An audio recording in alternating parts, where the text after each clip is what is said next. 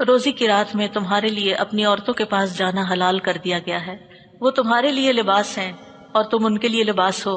اللہ نے جان لیا کہ تم اپنے نفسوں سے خیانت کر رہے تھے، تو اس نے تم پر مہربانی کی اور تم کو معاف کر دیا، بس اب تم ان سے مباشرت کرو اور اسے تلاش کرو جو اللہ نے تمہارے لیے لکھ رکھا ہے، اور کھاؤ اور پیو یہاں تک کہ تمہارے لیے فجر کے وقت صبح کی سفید دھاری رات کی سیاہ دھاری سے واضح ہو جائے، پھر رات تک روزہ پورا کرو، اور جب تم مسجدوں میں اعتکاف میں ہو تو ان سے مباشرت نہ کرو، یہ اللہ کی حدود ہیں، بس ان کے قریب بھی نہ جانا۔ اسی طرح اللہ اپنی آیات لوگوں کے لیے کھول کھول کر بیان فرماتا ہے تاکہ وہ بچ جائیں۔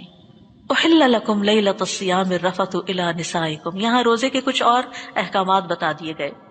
ابتدا میں جب رمضان کے روزے فرض ہوئے تو روزہ کھولنے سے لے کر صرف نماز عشاء تک کھانا پینا اور عورت سے تعلق قائم کرنا جائز تھا۔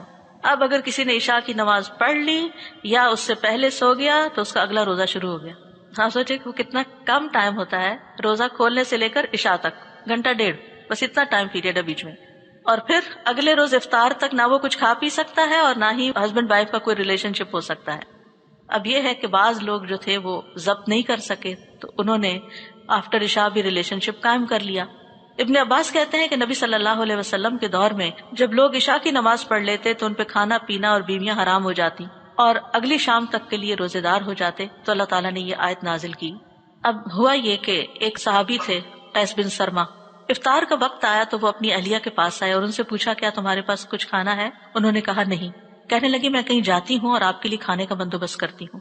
وہ سارا دن محنت مزدوری کرتے تھے، ان پر نیند غالب آ گئی اور وہ سو گئے۔ ظاہر سارا دن روزہ رکھ کے انسان تھکا ہوا آئے اور کچھ کھانے کو نہ ہو تو آرام کرنے کے لیے لیٹے ہوں گے اور سو گئے۔ جب ان کی اہلیہ ان کے پاس آئیں، سویا ہوا دیکھ کر کہنے لگی ہائے تمہاری محرومی۔ وہ دوسرے دن دوپہر کے وقت بھوک کے مارے بے ہوش ہو گئے۔ یہ واقعہ نبی صلی اللہ علیہ وسلم سے ذکر کیا گیا تو اس وقت یہ آیت نازل ہو گئی، احل لکم لیلۃ الصیام الرفث الی نسائکم، کہ تمہارے لیے روزوں کی رات اپنی بیویوں کے پاس جانا حلال کر دیا گیا۔ اس پر صحابہ کرام بہت خوش ہوئے، یعنی کھانا پینا بھی صبح تک سحری تک اور بیوی کے پاس جانا بھی حلال کر دیا۔ ہمارا دین جو ہے یہ ایک فطری دین ہے، اللہ تعالیٰ نے انسان کے اندر جو ضرورتیں رکھی ہیں ان کو حلال طریقے سے پورا کرنے میں ثواب ہے، گناہ نہیں۔ ہسبینڈ وائف کا جو ریلیشن شپ ہے وہ رمضان کی رات میں منع نہیں، کیونکہ بعض لوگ سمجھتے ہیں کہ زیادہ پائرٹی یہ ہے اور زیادہ نیکی اور ثواب یہ ہے کہ ہم سارے دنیا کے کام چھوڑ کے بس صرف عبادت عبادت عبادت ہی کریں۔ جو لوگ ایسا کرتے ہیں وہ عبادت سے بھی پھر اکتا جاتے ہیں، تو اس لیے بیلنسڈ لائف ہونا بہت ضروری ہے۔ تو خاص طور پر جو ینگ کپلز ہوں ان میں آپ دیکھیں کہ اگر وہ ایک مہینے تک ایک دوسرے کے قریب نہیں جاتے تو ہو سکتا ہے ان کے درمیان کوئی آپس کی رنجش اختلاف پیدا ہو جائے، تو اللہ سبحانہ تعالیٰ نے ان چیزوں کو جو بندوں کی ضرورت کے مطابق تھی بندوں کے لیے حلال کر دیا۔ نکاح نبی صلی اللہ علیہ وسلم کی سنت ہے، شادی شدہ زندگی گزارنا جو ہے وہ ایک تقوی اور پائٹی کی زندگی گزارنا ہے، یعنی اسلام میں ایسی کسی پاکیزگی کا تصور نہیں جو ایک آرٹیفیشل قسم کی ہو اور خود پہ مسلط کی گئی ہو جس کو انسان نبھا نہ سکے۔ قرآن مجید میں آتا ہے نصارہ کے بارے میں، کرسچنز کے بارے میں، کہ انہوں نے اپنے اوپر رہبانیت فرض کر لی، ما کتبناها علیہم، ہم نے نہیں ان پہ لکھی تھی، فما رعوها حق رعایتها، پھر ہوا کیا کہ انہوں نے اس کا حق ادا نہیں کیا، وہ اس کی رعایت ہی نہ کر سکے، جو کچھ انہوں نے کہا تھا وہ پورا بھی نہیں کیا۔ تو اللہ سبحانہ تعالیٰ نے ہم پر کوئی ایسی چیز نازل نہیں کی کہ جو ہم کر نہ سکیں۔ پھر اس کے ساتھ یہ آیت بھی نازل ہوئی، وَكُلُوا وَاشْرَبُوا حَتَّى يَتَبَيَّنَ لَكُمُ الْخَيْطُ الْأَبْيَضُ مِنَ الْخَيْطِ الْأَسْوَدِ مِنَ الْفَجْرِ۔ صرف ہسبینڈ وائف کا ریلیشن شپ ہی نہیں رات کو جائز بلکہ کھانا پینا بھی جائز ہو گیا۔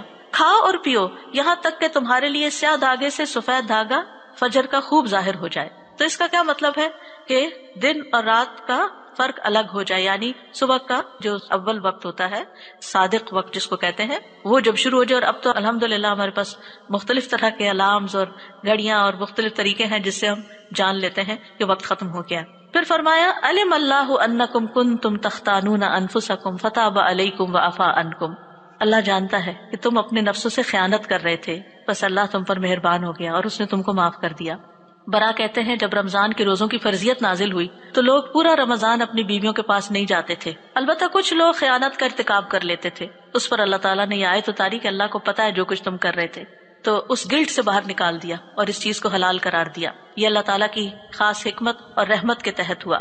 یعنی اللہ کو پتا تھا کہ تم صبر نہیں کر سکتے اور یہ تمہاری ایک فطری ضرورت ہے، لہٰذا اللہ تعالیٰ نے اس کو تمہارے لیے جائز کر دیا اور تم پر مہربانی کی. فتاب علیکم، یہ اللہ کی مہربانی ہے. اگر وہ نہ اجازت دیتا تو پھر کیا کرتے؟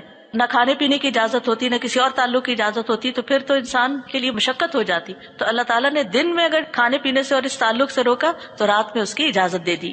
وعفا عنکم، اور تم سے درگزر کیا، یعنی تمہاری گناہوں سے درگزر کیا. اور دوسرا معنی ہے تم پر اس تعلق کو حرام کرنے سے درگزر کیا، کھانے پینے کو رات کے وقت حرام کرنے سے درگزر کیا. فالآن باشروہن وابتغوا ما کتب اللہ لکم، اب تم ان سے مباشرت کر سکتے ہو اور اللہ نے تمہارے لیے جو لکھ رکھا ہے اس کو تلاش کرو، یعنی اولاد. یہ انسان کی ایک فطری خواہش ہوتی ہے کہ اس کے بچے ہوں.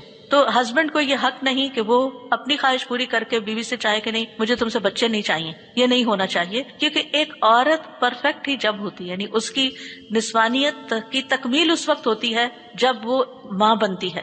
یعنی یہ ایک ایسا رول اللہ نے عورت کو دیا ہے، اس کی جسمانی ساخت ایسی رکھی ہے کہ جس میں اس کو اللہ تعالیٰ نے بچوں کی پیدائش اور بچوں کی پرورش کا ایک کام اس کو دیا ہے، الا ماشاء اللہ جو اللہ تعالیٰ چاہے.